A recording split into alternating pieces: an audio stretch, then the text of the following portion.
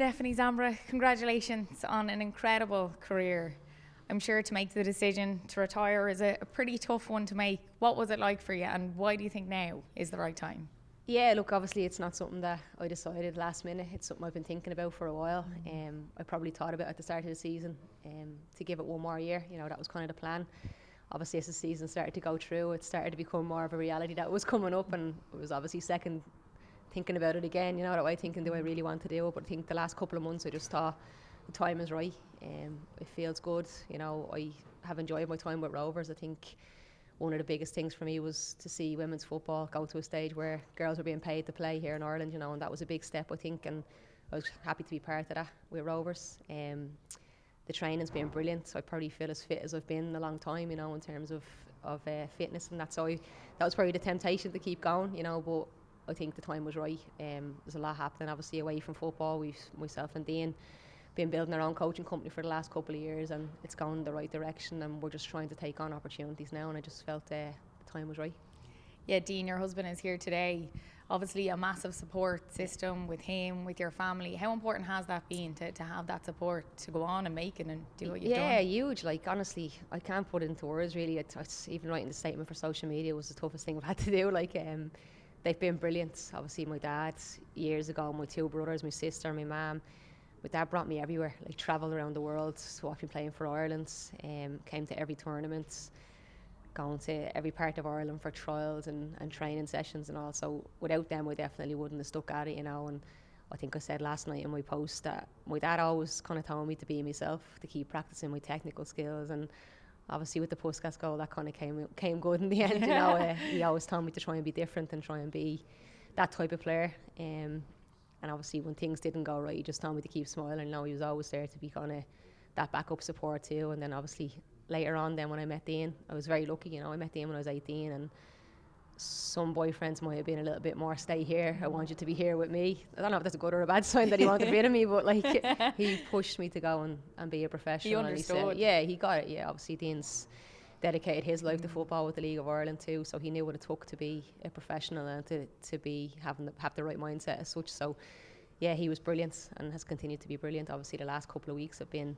emotional, to say the least. Every time I kind of talked about it, I could feel myself welling up and stuff, and he was just like, look, it's natural to be emotional about it. It's been a big part of my life for a long, long time. I think I've always just been a footballer, you know, and now that's kind of coming towards the end. It's time to look to the future, and it's a scary prospect, but it's something that I'm happy with now. I've made my decision, and I'm just excited to see what has to come. And what a career. You mentioned the Puskas there and that famous goal. What was that whole experience like, now looking back now?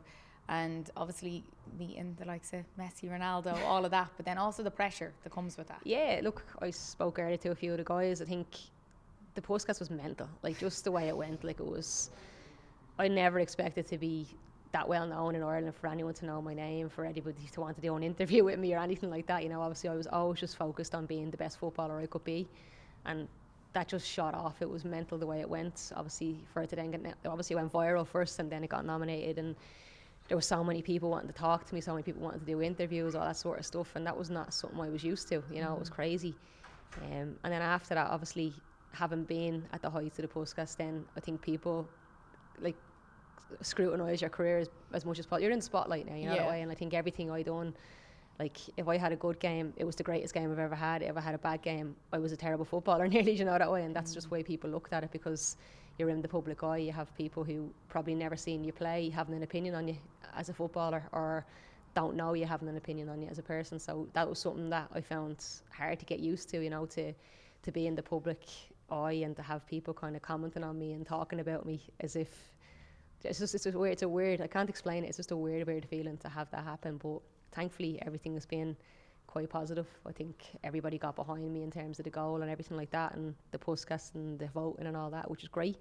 And since then, I had so many opportunities away from football, but football was what got me where I am, you know. And I always wanted to play for as long as I could, and I always took risks. I always took on challenges, and I always pushed myself to be the best I could be, and that's all I can do, you know. And looking back on my career, I'm very proud of what I achieved and the opportunities that came my way, and obviously the friendships I made as well. Like, I've made some amazing friends through football, and it's been a mad journey. It really has, when you think about everything that's gone on.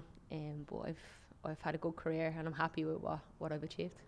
And a lot of challenges, I'm sure, as well. Yeah. Hasn't always been easy. Yeah, 100%. And as I said, I think obviously, particularly after the podcast, everybody kind of knew every move I was making. Everyone knew what teams I was going to, and I knew there was pressure. And I knew I had to do well. And I think one thing I can take from everything I've done, everywhere I went, I was professional. I'd done my job. I'd done everything the right way. I controlled what I could control, that way. And sometimes things work out, sometimes they don't. And that's just the reality of football. And I think that shaped me, not just as a footballer, but as a person. You get character from disappointments. You kind of gain a bit of mental resilience and here we go again type of thing. And that's a lot in football that happens. I think for young players now playing, not everything goes your way, not everything goes the way you expect it to go, and it's how you react and what you do to kind of keep going and keep pushing through. And that's all I've done my whole career is, right, what's next, we go again type of thing. And I've always just tried, as I said, have a professional mindset and always try to do the best I can do and control what I can control. Yeah, like a lot of kids growing up have the talent, but why do you think you were different? Why do you think that you did make it? I think just resilience. I think, as I said, like I remember my very first trial for Ireland was for the under-15 schools team back in the day. We went into Whitehall in Dublin. I got through the first trial. We went to Mullingar then for the second one. It was a load of matches with loads of kids playing, and I didn't get picked. And I remember just being absolutely devastated, thinking that was it. I was never going to play for Ireland ever again. And then a few months later, I got a trial for the 17s, and we played a match. We won 4-0, and I scored 4 goals, and I had the best day of my life. Do you know that way? So football is mad. Like, honest to God, there's so many different people will have different opinions on you, and if you let every single opinion, negative one, put you down, you're never going to get through it. So I think it's just important to believe in yourself and look for new goals and try to keep sticking at it. And that's what I've done throughout my career. I said I had ups and downs. I had some amazing highs, winning league titles, winning golden boots, all that sort of stuff. But then it's the times where it goes bad and how you react to that. I think that's the biggest character defining moments in your career. It's about how you react to bad things that happen and just keep pushing on. And as I said, mental resilience is really important. And I think that's something that not enough is talked about, that way. But I think that's been important to me over the years. And not only have you played good football, but you've also been a trailblazer for the game itself. Bring it back to 2017 and taking the stand against the FAI and demanding change for better facilities for women's football and just better treatment overall. How proud are you now, looking back on young Steph that did that with her team? Think like in the moment, like we all said, it's kind of now or never, we need to do this. And I think we all knew that a lot of us in the room that they weren't going to reap the benefits. It was going to be the girls coming after us, that way. And I think you can see what the women have done, obviously getting to a World Cup, on the cusp of hopefully getting to a Euros. And it's been brilliant to see the progress in women's football since then. But for me, it was just brilliant to be part of it. It was brilliant to be part of a team that understood and recognised that change needed to happen. And we done our best to try and make it happen.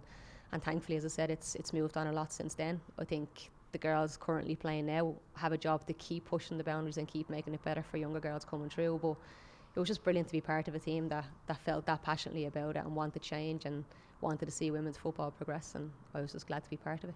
What's your proudest memory in an Ireland jersey?